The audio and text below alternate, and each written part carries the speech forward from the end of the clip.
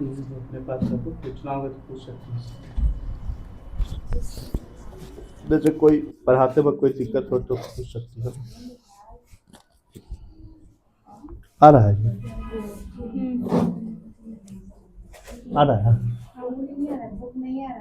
Book लाना भी नहीं है। चेहरा आ रहा है ना? पेनवा देखो। अब देखो, अंग्रेजों 1857 की क्रांति पड़ रही थी। अंग्रेजों से पहले देश के एक बृहत हिस्से पर मुगल साम्राज्य का ही शासन था। मतलब अंग्रेजों से पहले देश पर किसका शासन था? अंग्रेज से पहले अंग्रेज है। अंग्रेज से पहले मुगलों का था। मुगल ज्यादातर छोटे शासक और रजवाड़े मुगल बादशाह के नाम पर ही अपने इलाकों का शासन चलाते थे। ब्रिटिश शासन के विस्तार से भयभीत ऐसे बहुत सारे शासकों को लगता था कि अगर मुगल बादशाह दोबारा शासन स्थापित कर लें तो वे मुगल आधिपत्य में दोबारा अपने इलाकों का शासन बेफिक्र होकर चलाएंगे। अंग्रेजों को इन घटनाओं की उम्मीद नहीं थी। उन्हें लगता था कि कारतूसों के मुद्दे पर पैदा हुई उथल पुथल कुछ समय में शांत हो जाएगी। कारतूस वाला समझ रही है कि उसमें हल्ला उड़ गया था कि गाय और सूअर का चर्बी मिला हुआ है, तो हिंदू भी गुस्सा हो गए और मुस्लिम भी, दोनों अंग्रेजों के खिलाफ बगावत कर दिए। लेकिन जब बहादुर शाह जफर ने बगावत को अपना समर्थन दे दिया तो स्थिति रातों रात बदल गई। अक्सर ऐसा होता है कि जब लोगों को कोई रास्ता दिखाई देने लगता है तो उनका उत्साह और साहस बढ़ जाता है। इससे उन्हें आगे बढ़ने की हिम्मत, उम्मीद और आत्मविश्वास मिलता है। बगावत फैलने लगी। मतलब अंग्रेज सोचे थे कि हो ज्यादा नहीं बड़ा होगा, लेकिन बड़ा विस्तृत रूप ले लिया। कौन? 1857 की क्रांति। जब दिल्ली से अंग्रेजों के पैर उखड़ गए तो लगभग एक हफ्ते तक कहीं कोई विद्रोह नहीं हुआ। जाहिर है कि खबर फैलने में भी कुछ समय तो लगना ही था, लेकिन फिर तो विद्रोही का सिलसिला ही शुरू हो गया। एक के बाद एक हर रेजिमेंट में सिपाहियों ने विद्रोह कर दिया। रेजिमेंट जहां सिपाही रहते हैं उसको बोलते हैं। और वे दिल्ली, कानपुर व लखनऊ जैसे मुख्य बिंदुओं पर दूसरी टुकड़ियों का साथ देने को निकल पड़े। उनकी देखा देखी कस्बों और गांव के लोग भी बगावत के रास्ते पर चलने लगे। वे स्थानीय नेताओं, जमींदारों और मुखियाओं के पीछे संगठित हो गए। ये लोग अपनी सत्ता स्थापित करने और अंग्रेजों से लोहा लेने को तैयार थे। लोहा लेना मतलब, अंग्रेजों से लोहा लेना का मतलब हो गया कि लड़ने को तैयार थे। लोहा लेना मुहावरे का अर्थ होता है कि लड़ाई करना, कि हाँ हम आपसे कंपटीशन करेंगे, आइए। स्वर्गीय पेशवा बाजीराव के दत्तक पुत्र नाना साहब, नाना साहब किनके पुत्र थे? पेशवा बाजीराव के। कानपुर के पास रहते थे। उन्होंने सेना इकट्ठा की और ब्रिटिश सैनिकों को शहर से खदेड़ दिया। उन्होंने खुद को पेशवा घोषित कर दिया। उन्होंने ऐलान किया कि वह बादशाह बहादुर शाह जफर के तहत गवर्नर है। लखनऊ की गद्दी से हटा दिए गए नवाब वाजिद अली शाह के बेटे बिरजिश कद्र को नया नवाब घोषित कर दिया गया। कहाँ का? लखनऊ का। बिरजिश कद्र ने भी बहादुर शाह जफर को अपना बादशाह मान लिया। उनकी मां बेगम हजरत महल ने अंग्रेजों के खिलाफ विद्रोह को बढ़ावा देने में बढ़ चढ़कर हिस्सा लिया। झांसी में रानी लक्ष्मीबाई ने भी विद्रोही सिपाहियों के साथ जा मिली। उन्होंने नाना साहब के सेनापति तात्या टोपे के साथ मिलकर अंग्रेजों को भारी चुनौती दी। कौन? रानी लक्ष्मीबाई। मध्य प्रदेश के मांडरा क्षेत्र में राजगढ़ की रानी अवंतीबाई लोधी ने 4000 सैनिकों की फौज तैयार की और अंग्रेजों के खिलाफ उनका नेतृत्व किया, क्योंकि ब्रिटिश शासक ने उनके राज्य के प्रशासन पर नियंत्रण कर लिया था। विद्रोही टुकड़ियों के सामने अंग्रेजों की संख्या बहुत कम थी। बहुत सारे मोर्चों पर उनकी जबरदस्त हार हुई। इससे लोगों को यकीन हो गया कि अब अंग्रेजों का शासन खत्म हो चुका है। अब लोगों को विद्रोहों में कूद पड़ने का गहरा आत्मविश्वास मिल गया था। खास तौर से अवध के इलाकों में चौतरफा बगावत की स्थिति थी। 6 अगस्त 1857। कब? 6 अगस्त 1857 को लेफ्टिनेंट कर्नल टाइल्टर ने अपने कमांडर इन चीफ को टेलीग्राम भेजा, मतलब संदेशा भेजा, जिसमें उसने अंग्रेजों के भय को व्यक्त किया। हमारे लोग विद्रोहियों की संख्या और लगातार लड़ाई से थक गए हैं। एक एक गांव हमारे खिलाफ है, जमींदार भी हमारे खिलाफ खड़े हो गए हैं, अब क्या किया जाए। इस दौरान बहुत सारे महत्वपूर्ण नेता सामने आए। उदाहरण के लिए फैजाबाद के मौलवी अहमदुल्ला शाह ने भविष्यवाणी कर दी कि अंग्रेजों का शासन जल्दी खत्म हो जाएगा। वह समझ चुके थे कि जनता क्या चाहती है। इसी आधार पर उन्होंने अपने समर्थकों की एक विशाल संख्या जुटा ली। अपने समर्थकों के साथ वे भी अंग्रेजों से लड़ने लखनऊ जा पहुंचे।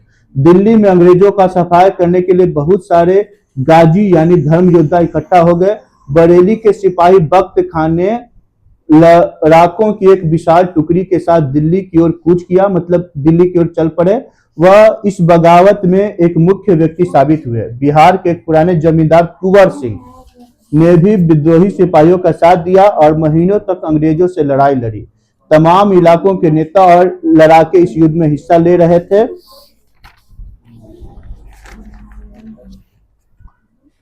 अब है कि कंपनी का पलटवार। अब है कि कंपनी क्या किया, सब लोग तो इसके विरोध करने लगे। इस उथल पुथल के बावजूद अंग्रेजों ने हिम्मत नहीं छोड़ी। कंपनी ने अपनी पूरी ताकत लगाकर विद्रोह को कुचलने का फैसला किया। उन्होंने इंग्लैंड से और फौज मंगवाए। विद्रोहियों को जल्दी सजा देने के लिए नए कानून बनाए गए और विद्रोह के मुख्य केंद्रों पर धावा बोल दिया गया। सितंबर 1857 में दिल्ली दोबारा अंग्रेजों के कब्जे में आ गई। दिल्ली दोबारा अंग्रेजों के कब्जे में कब आ गई? सितंबर 1857। अंतिम मुगल बादशाह बहादुर शाह जफर पर मुकदमा चलाया गया और उन्हें आजीवन कारावास की सजा दे दी गई। उनके बेटों को उनके आंखों के सामने गोली मार दी गई। बहादुर शाह और उनकी पत्नी बेगम जीतन महल को अक्टूबर 1858 में रंगून जेल में भेज दिया गया। इसी जेल में नवंबर 1862 में बहादुर शाह जफर ने अंतिम सांस ली। बात मत करो। दिल्ली पर अंग्रेजों का कब्जा हो जाने का यह मतलब नहीं था कि विद्रोह खत्म हो चुका था। इसके बाद भी लोग अंग्रेजों से टक्कर लेते रहे। व्यापक बगावत की विशाल ताकत को कुचलने के लिए अंग्रेजों को अगले 2 साल तक लड़ाई लड़नी पड़ी। मतलब 1859 में पूरा एक तरह से कंट्रोल कर लिया। और कंट्रोल नहीं कर पाते अगर हमारे नेता अच्छे होते हैं। मतलब जो बहादुर शाह जफर को एक तरह से मेन राजा घोषित किया गया था हम लोगों की तरफ, भारत की तरफ से, तो वो बूढ़े हो चुके थे, वो एग्री नहीं थे, लेकिन जबरदस्ती लोग कहे और कोई नेता नहीं था। नहीं तो उस समय अगर नेतृत्व करने वाले अच्छे होते तो शायद हम लोग जो आजाद हुए हैं 15 अगस्त 1947 को हम लोग आजाद हो जाते 1857 को। ठीक है।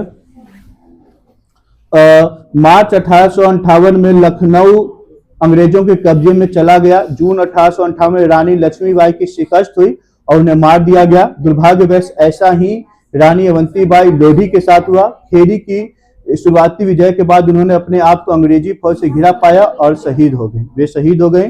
तात्या टोपे मध्य भारत के जंगलों में रहते हुए आदिवासियों और किसानों की सहायता से छापामार युद्ध चलाते रहे। जिस तरह पहले अंग्रेज के खिलाफ मिली सफलताओं से विद्रोहियों को उत्साह मिला, उसी तरह विद्रोही ताकतों की हार से लोगों की हिम्मत टूटने लगी। बहुत सारे लोगों ने विद्रोहियों का साथ छोड़ दिया।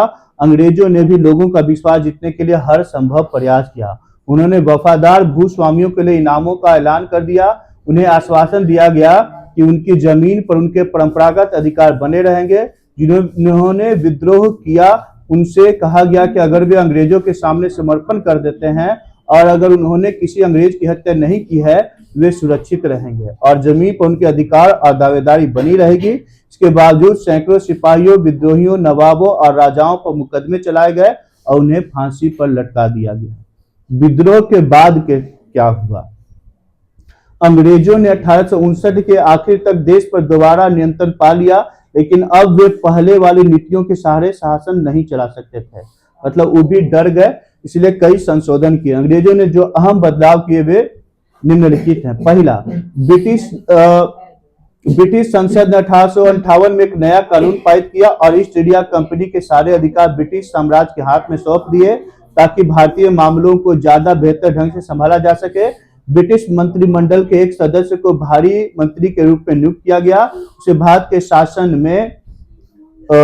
के शासन से संबंधित मामले को संभालने का जिम्मा सौंपा गया।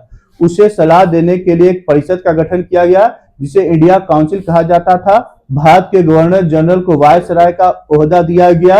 इस प्रकार उसे इंग्लैंड के राजा रानी का निजी प्रतिनिधित्व घोषित किया गया। फलस्वरूप अंग्रेज मतलब पहले की अपेक्षा उनका शासन थोड़ा कमजोर हुआ। दूसरा, देश के सभी शासकों को भरोसा दिया गया कि भविष्य में कभी भी उनके भू क्षेत्र पर कब्जा नहीं किया जाएगा। तीसरा, सेना में भारतीय सिपाहियों का अनुपात कम करने और यूरोपीय सिपाहियों की संख्या बढ़ाने का फैसला किया गया। फिर है कि मुसलमानों की जमीन और संपत्ति बड़े पैमाने पर जब्त की गई, उन्हें संदेह व शत्रुता के भाव से देखा जाने लगा। पश्चिमा, अंग्रेजों ने फैसला किया कि भारत के लोगों के धर्म और सामाजिक रीति रिवाज का सम्मान करेंगे। छठा, भूस्वामियों और जमींदारों की रक्षा करने तथा जमीन पर उनके अधिकार को स्थापित कर देने की नीतियां बनाई गई। तो ये सब खत्म हो गई। तो यहीं तक था चैप्टर।